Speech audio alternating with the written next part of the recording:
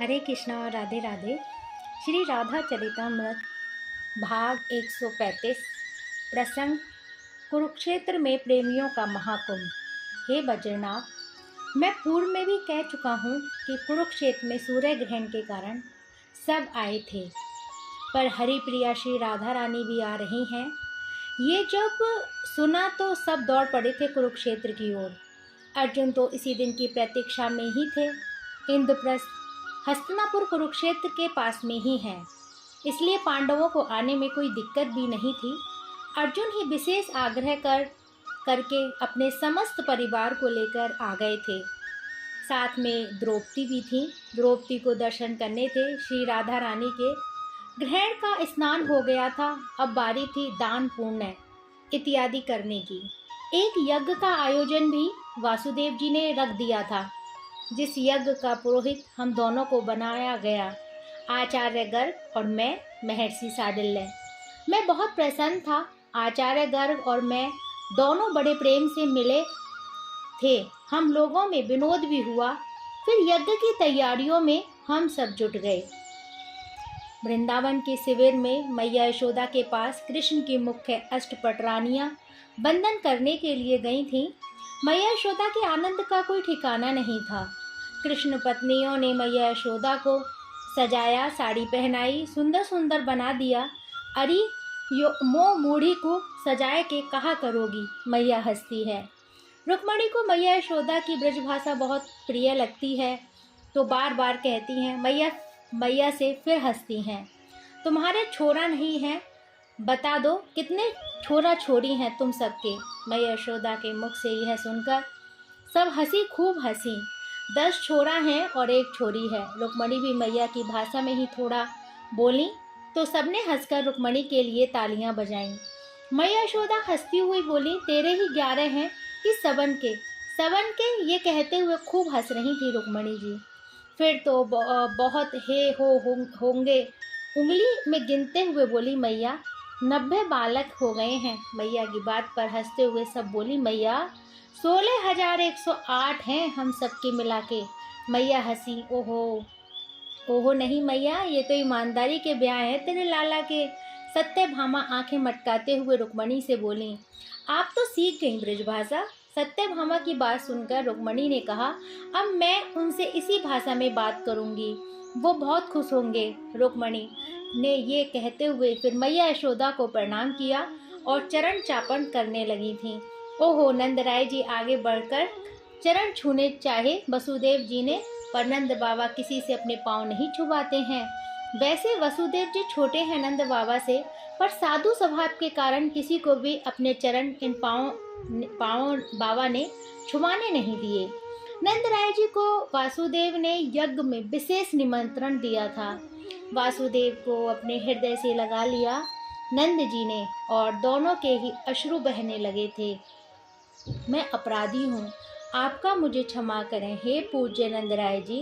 वसुदेव की हिलकियाँ फूट पड़ी थीं, वो रोते ही जा रहे थे। मैं अपराधी हूँ, आपका अपराधी हूँ हे नंदराय जी। आज आपके सामने और इस कुरुक्षेत्र की भूमि में मैं अपना अपराध स्वीकार करता हूँ। बस आपसे मुझे यही आशा है कि इस स्वार्थी वसुदेव को आप क्षमा करेंगे। आप क्या कह रहे हैं वसुदेव? वसुदेव के कंधे में हाथ रखते हुए नंदराय जी ने उन्हें सहज किया। ये आपकी महानता है, आपका साधु स्वभाव तीनों लोकों में वंदनीय है। मेरा पुत्र कृष्ण आपकी चर्चा करते हुए भावुक हो उठता है। आपका प्रेम, आपका निस्वार्थ प्रेम, और मैं स्वार्थ से भरा एक स्वार्थी मानव। अपने आंसुओं को पोंछते हुए वसुदेव जी ने कहा था, आपकी पुत्री का मैं वसुदेव हत्यारा हूँ। इतना कहते हुए नंदराय जी के चरणों में वसुदेव जी गिर गए थे। हाँ, मेरे जैसा स्वार्थी और कौन होगा। अपने पुत्र की रक्षा करने के लिए मैंने आपकी पुत्री की बलि चढ़ाई। रुदन बढ़ता ही जा रहा था वासुदेव का। कंस के भय से मैंने अपने पुत्र को तो बचा लिया, पर मैं कितना स्वार्थ से भरा हुआ था। मैंने इतना भी नहीं सोचा कि वसुदेव तेरा पुत्र है, पर जिसकी पुत्री नवजात उसे उठाकर कंस के हाथों दे दिया मारने के लिए। मुझे आप क्षमा करें। वसुदेव फिर नंदराय के चरणों में गिरे। हे वसुदेव, बुद्धिमान व्यक्ति बीती हुई बातों का शोक नहीं करता है, ज्ञानी उसे ही कहते हैं।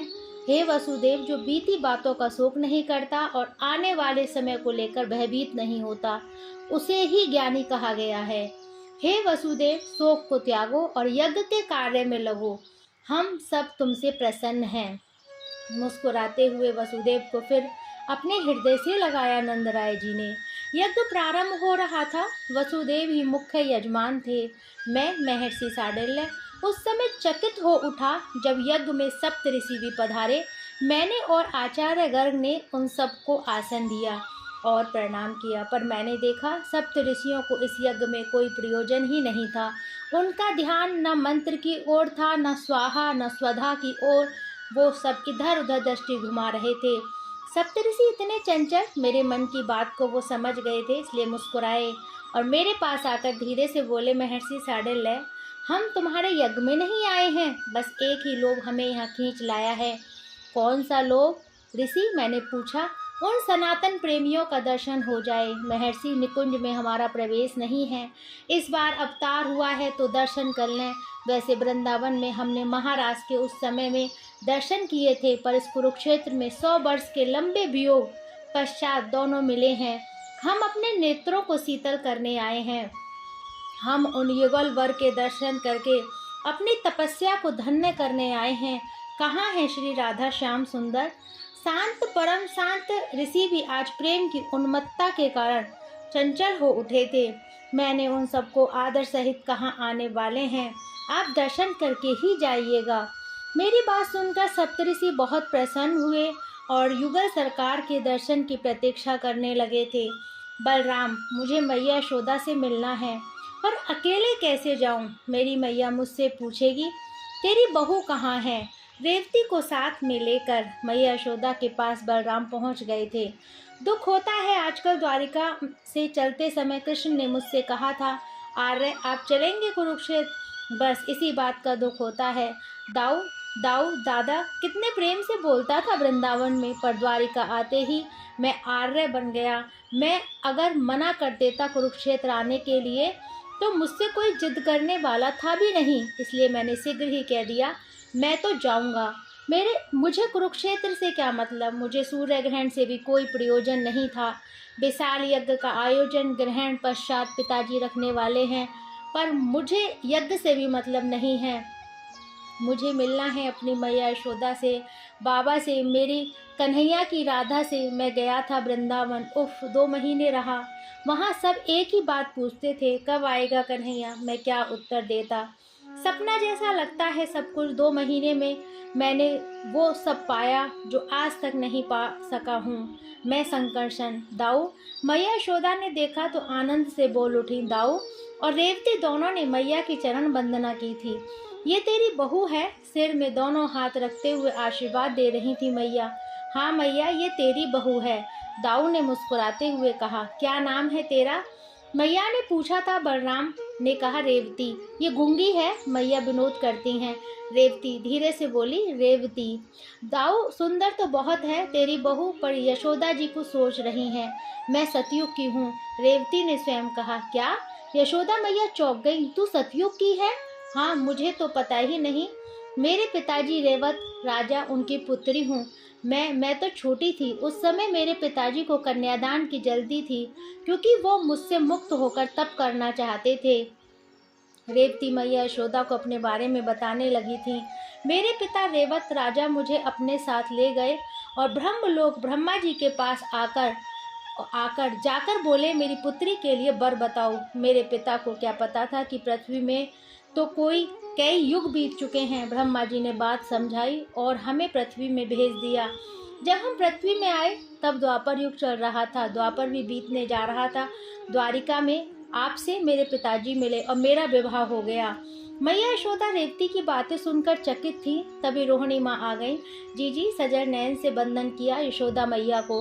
कैसी है तू रोहिणी? मैया यशोदा पूछती हैं। फिर कहती हैं, तेरी बहू बहुत सुंदर है।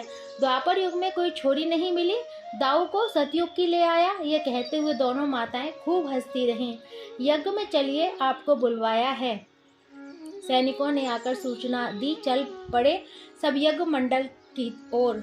आचार्य गर्ग ने आवाहन किया वरुण देवता का, पर ये क्या, वरुण देवता तो साक्षात ही प्रकट हो गए थे।